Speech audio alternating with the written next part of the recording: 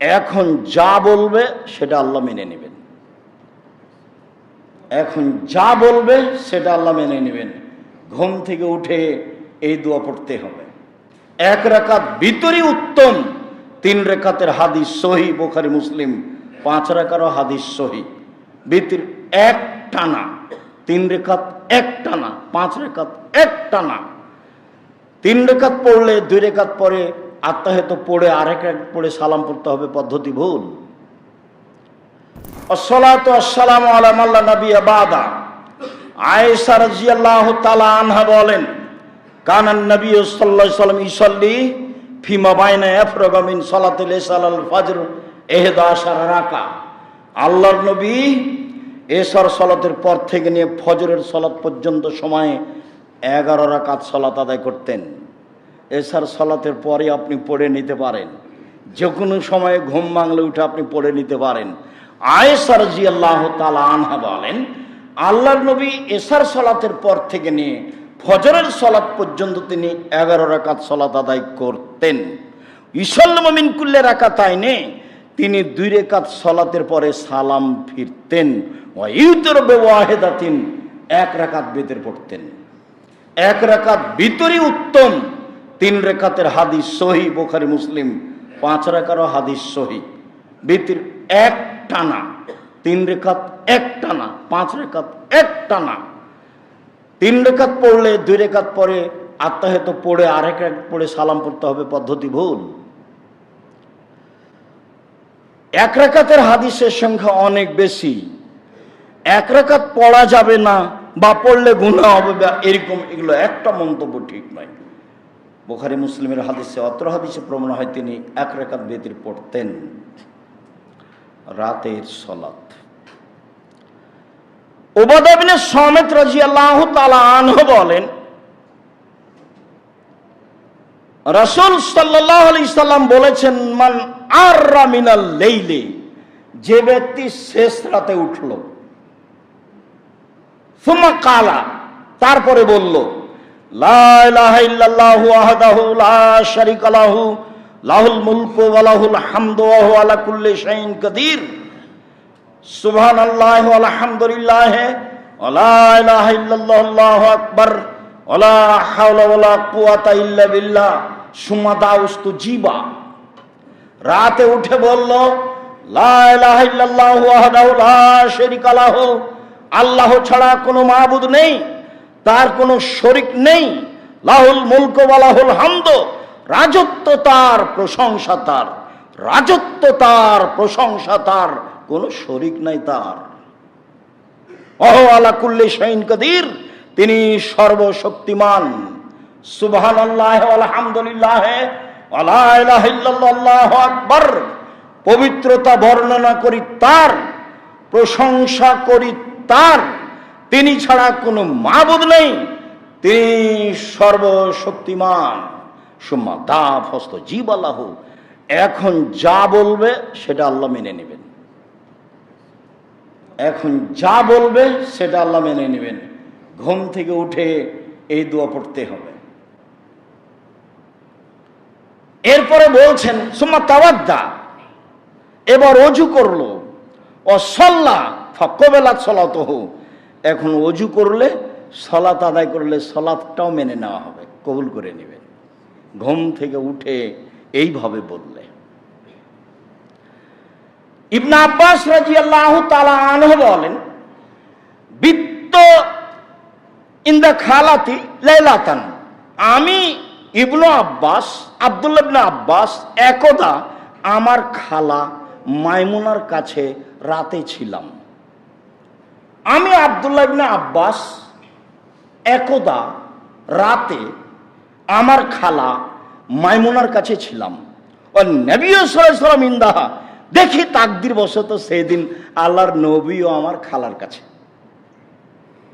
আমি একদা রাতে আমার খালা মাইমুনার কাছে ছিলাম, দেখি তাকদীর বশত সেদিন আল্লাহর নবীও আমার খালার কাছে। ফাতাহাদ্দাসা মা আহলিহি সা, দেখলাম ঘুমিয়ে যাওয়ার পূর্বে তিনি পরিবারের সাথে কিছু কথা বললেন। আমার খালার সাথে তিনি কিছু কথা বললেন। কি কথা তা উল্লেখ নাই, পারিবারিক কথা হতে পারে, যেটাই হোক। ফারাকাদা, তারপর তিনি ঘুমিয়ে গেলেন। ফালাম্মা কানা সুলসুলিল আখিরা, দেখলাম যে যখন রাতের 3 ভাগের 2 ভাগ পার হয়ে গেছে, 1 ভাগ আছে। ফাকাদা, তিনি উঠে বসলেন। নাজারের সময় আকাশের দিকে দেখলেন, আকাশের দিকে দেখে পড়তে লাগলেন, ইন্না ফি খালকিস সামাওয়াতি ওয়াল আরদ ইখতিলাফিল লাইলি ওয়ান নাহার লায়াতিন লিউলিল আলবাব, নিশ্চয় আকাশ জমিনের সৃষ্টিতে, নিশ্চয় রাত দিনের আসা যাওয়াতে জ্ঞানী ব্যক্তিদের জন্য নিদর্শন রয়েছে। নিশ্চয় আকাশ জমিনের সৃষ্টিতে রাত দিনের আসা যাওয়াতে, কিভাবে আসে কিভাবে যায়, কিভাবে রাত আসে কিভাবে চলে যায়, কিভাবে দিন আসে কিভাবে চলে যায়, এর আসা যাওয়াতে জ্ঞানী মানুষের জন্য নিদর্শন রয়েছে। কে জ্ঞানী মানুষ? আল্লাযীনা ইয়াযকুরুনাল্লাহা কিয়ামান ওয়া কুউদান ওয়া আলা জুনুবিহিম ওয়া ইয়াতাফাক্কারুনা ফি খালকিস সামাওয়াতি ওয়াল আরদ, যে আল্লাহকে ডাকে দাঁড়িয়ে, বসে, শুয়ে, যে আল্লাহকে ডাকে দাঁড়িয়ে, বসে, শুয়ে, এবং আসমান জমিন সৃষ্টি নিয়ে চিন্তা করে। আল্লাহ এভাবে কিভাবে করলেন? আসমান জমিনের সৃষ্টি নিয়ে চিন্তা করে, সেই হলো জ্ঞানী মানুষ, বুদ্ধিমান মানুষ। বলে, রব্বানা মা খালাকতা হাযা বাতিলান সুবহানাকা ফাকিনা আযাবান নার, হে আমাদের প্রতিপালক, আসমান জমিন তুমি অনর্থক সৃষ্টি করনি, তোমার পবিত্রতা বর্ণনা করছি, তুমি জাহান্নাম থেকে বাঁচাও। ইন্নাকা মান তুদখিলিন নার ফাকাদ আখযাইতাহু, তুমি যাকে জাহান্নামে দিলে তাকে অপমান করলে, তুমি যাকে জাহান্নামে দিলে তাকে অপমান করলে। এরপরে বলল, সামেত মুনাদে ইনাদি লিলিমান আমানু বিরাব্বিকুম, শুনলাম আকাশ থেকে বলছে, আকাশ থেকে, পৃথিবীর মানুষ ঈমান আনো, আল্লাহকে মেনে নাও। ফামান্না, আমরা আল্লাহকে মেনে নিলাম, যেহেতু মেনে নিয়েছি, ফাগফির লানা, তুমি আমাদের ক্ষমা করো, আমাদের পাপ মিটিয়ে দাও, আমাদের ভালো মানুষের সাথে মরণ দাও। ওয়াতিনা মা ওয়াদানা আলা রাসূলিকা, তোমার নবী রাসূলের মাধ্যম দিয়ে যে ওয়াদা করেছো জান্নাত দিয়ে দিব, রাতের শেষে বলছি ওয়াদা সত্য প্রমাণ করো, দিয়ে দাও।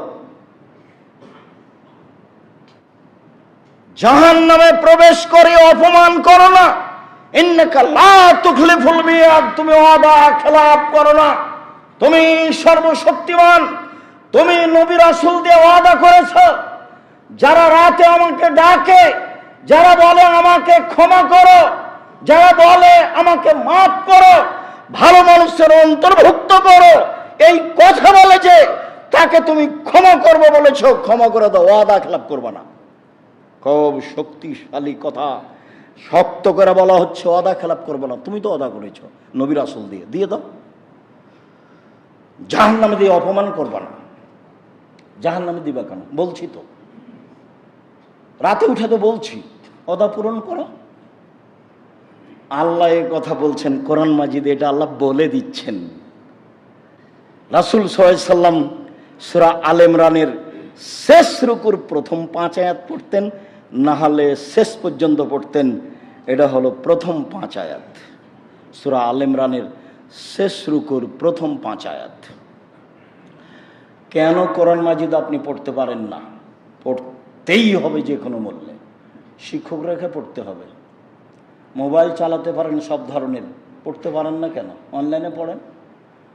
মসজিদ রেখেছেন, মক্তবে শিক্ষক রেখেছেন, 2 জন হাফেজ রেখেছেন, ইমাম রেখেছেন, মুয়াজ্জিন রেখেছেন, সব কিছু রেখেছেন, পড়তে পারেন না, এই কথা কেন বলবেন? বলবেন কেন? বলাই অপরাধ। বলবেন কেন? বলাই অপরাধ। বুড়ি হয়ে গেছেন, আরেকজন পড়বে, আপনি পড়ে শুনবেন। পড়তে পড়তেই হবে, কোরআন মাজিদ পড়তেই শিখতে হবে। কোরআন মাজিদ আপনার বিপক্ষে দাঁড়াবে। যদি কোরআন মাজিদ বিচারের মাঠে বিপক্ষে দাঁড়ায় তখন বাঁচার পথ থাকবে না।